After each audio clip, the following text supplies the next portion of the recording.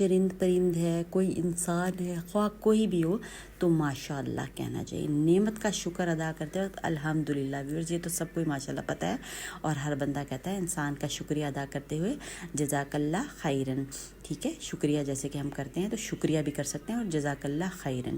اور مصیبت کے وقت کون سا پڑھنا ہے؟ حسبی اللہ، اوپر چڑھتے وقت اللہ اکبر، اور نیچے اترتے وقت سبحان اللہ۔ ملاقات کے وقت تو سب کو ہی پتہ ہے السلام علیکم ورحمۃ اللہ وبرکاتہ، اور گناہ ہو جائے تو ہم استغفر اللہ۔ پھر چھوٹی چھوٹی سی باتیں ہیں اور سب کو ہی ماشاءاللہ سے یہ پتہ ہے، بس یہ ایک یاد دہانی ہے اور نیکیاں بڑھانے کا ایک سبب ہے۔ جب جانی یا مالی نقصان پر انا للہ و انا الیہ راجعون پڑھنا چاہیے۔